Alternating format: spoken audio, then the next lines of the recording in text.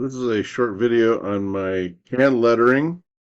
This is a new page. I haven't shown you this. I haven't scanned the full thing for Facebook yet. It's page 22. Let's take a look at my script, see what I put in here. Page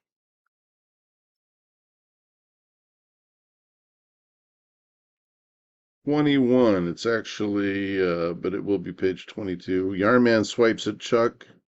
Listen, Charcoal Brains, she's my gal. I'm the one that brung her.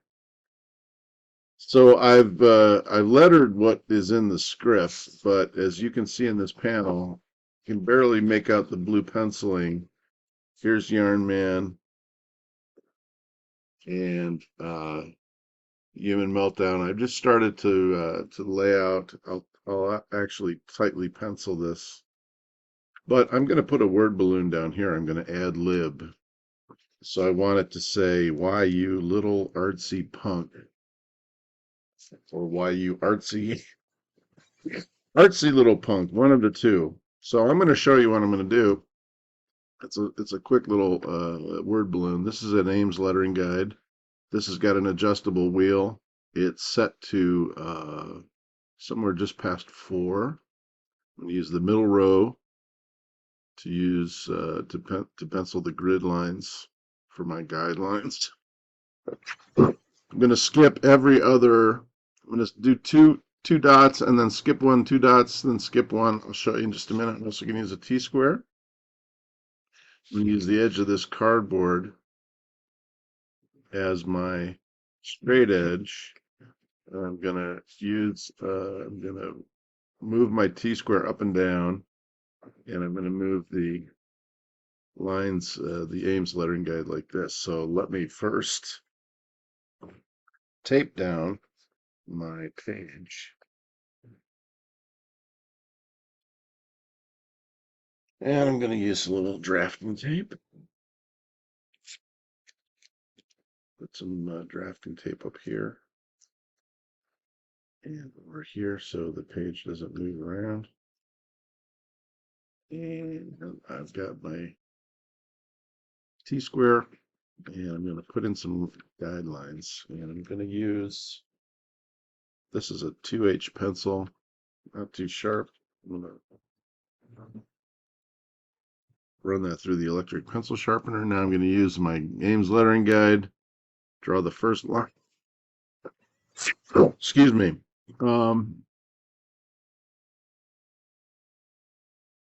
So I've created a little guideline. I'm going to skip one line. I'm going to skip a hole, and like that. So here's my edge of my panel border. Going to put the lettering from about here to about here. And so now I don't need to have it taped down anymore. Don't need my T-square. And I'm going to do lettering just like I have up here.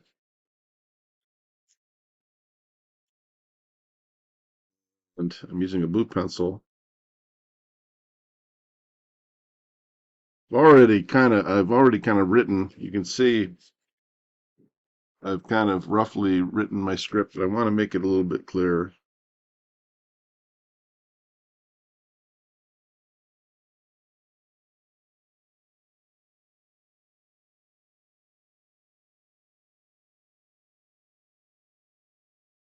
Maybe I want to do another line. Just going to eyeball this. Close enough. Now, I might even go with the graphite here. So you don't need to make it too heavy-handed.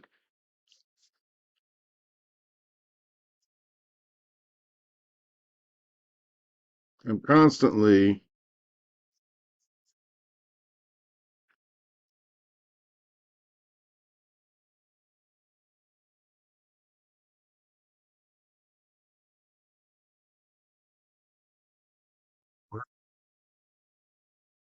constantly trying to decide which word should be the bold.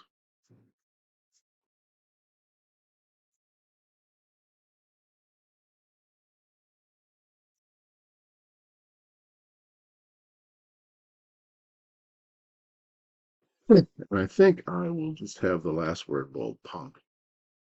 And I might even rough in my word balloon. More on that in a moment. Since Yarn Man is talking, I'm going to have the tail going up here. So I penciled all that. Now, I'm going to use a number 3 Pentel point liner. It's a pigment marker. And a number 8, the bold. Since the bold's on the bottom, I'll start with that. So this is a cylindrical nib, not a lot of variation. Sometimes I will use a burnisher tool just to hold the paper down. Make sure that it's flat to the surface so that it's not, when I use my pen point, it's not pushing the paper up and down. It's already flat. And it's pretty much the English language. 24 characters. Not getting this pen to work very well. Might be ready to give up the ghost. Should have tested this before I started the camera, huh?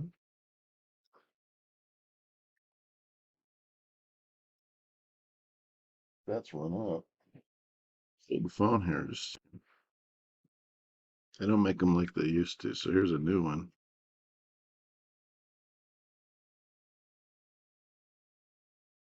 Don't like to have to go over it twice, but sometimes that will thicken the letters more than I want it to. There's the word punk.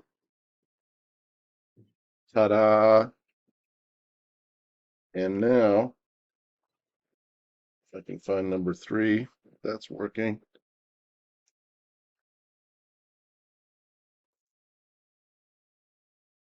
We are. And you saw I'd kind of lettered that on an angle because it's slanted. And I found that that works the best for the bold italic.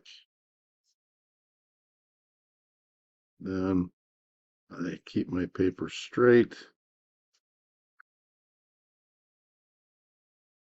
when I'm doing just the regular lettering.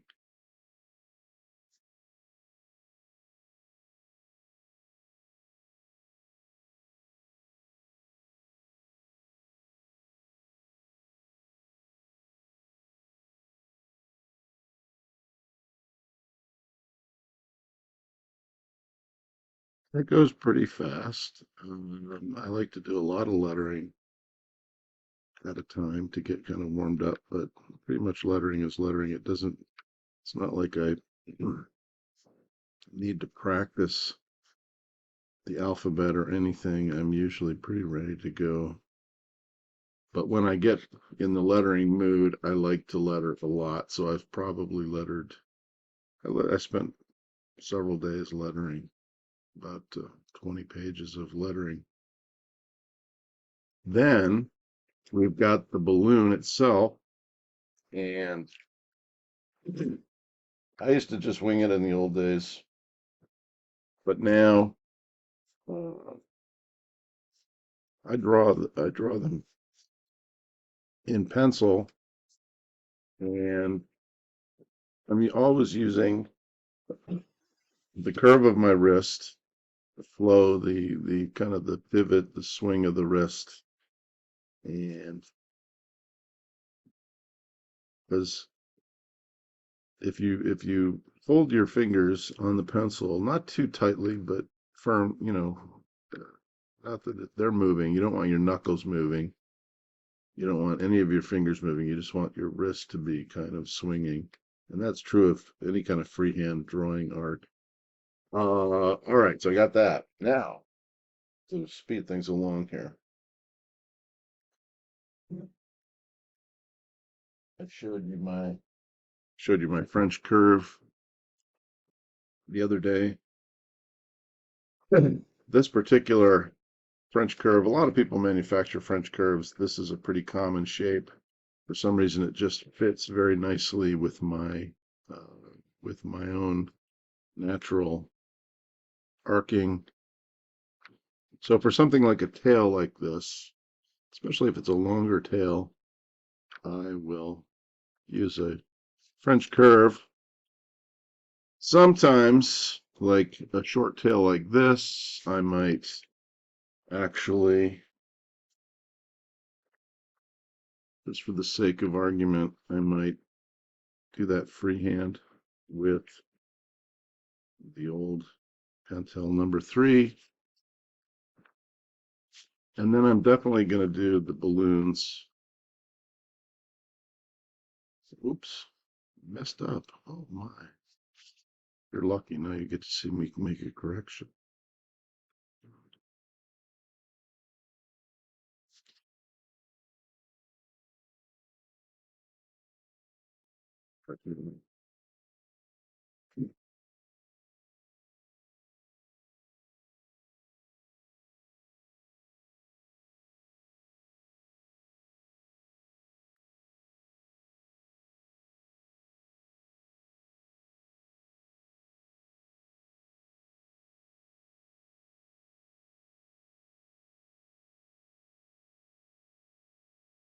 Not perfect, but close.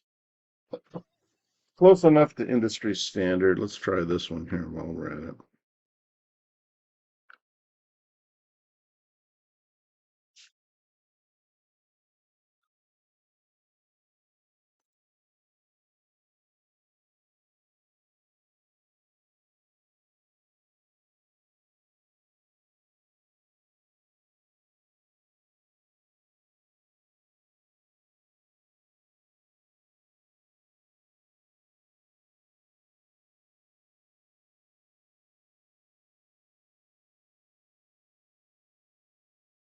And see, I have a little touch up to make there. A little touch up to make on this one. So, and for the panel border itself, I'm just going to do a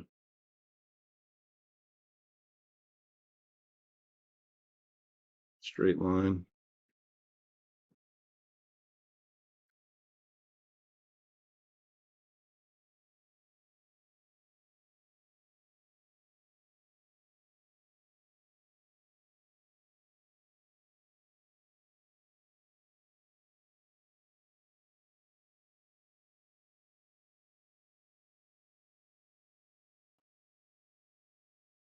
Turning into a 15-minute video, even though it's just showing you some. I thought this would take about 3 minutes. Time flies. Now, often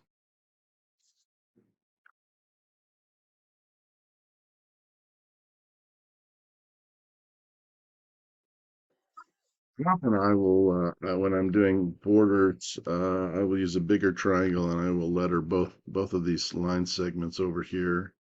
But I'm just using this little triangle right now just to box in this little panel just to show you.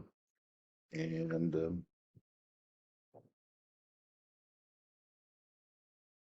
going to erase these guidelines. You don't have to erase the hell out of it. You just need to make sure that they're not going to be picked up by the scanner. You can see little traces of them. And I'm going to use some white out now.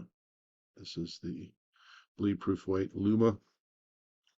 Nice and creamy, brand new jar, pretty much. And I have a little bit of water in here. Used to have a little bit of water in here in this little Heinz ketchup jar. I've got a little brush. Gonna wet my brush a little bit. Get some white out on the brush. this works better than say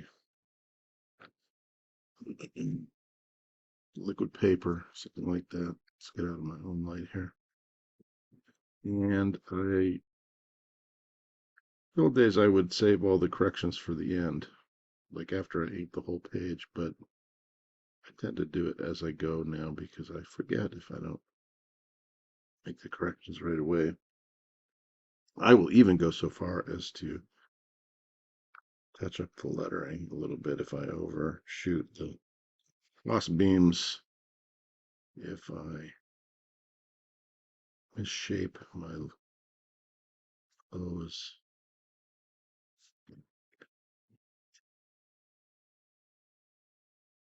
And even for line thickness, I will sometimes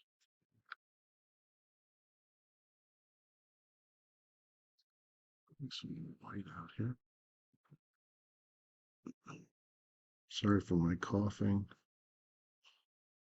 These videos edit out my cough, but then it sounds like just somebody farting in the background. Well, that's not what's happening. It's me coughing. I have this, use a CPAP machine, so I get a little bit of a tickle in my throat when I'm talking. Anyway, I could pick at this all day. In some cases, you'll see some of my original artwork where I've actually just drawn the whole balloon, and then I draw the tail, and then I white out this little spot here. I'm just using a little white out rather than erase because I'm being lazy. So I'm just going to dab a little white out there just to save me some erasing time. And that is how I letter Megaton Man, the Doom Defiers. Talk more about this project in the next video. If I can find my mouse, I will turn this off. Thank you for tuning in.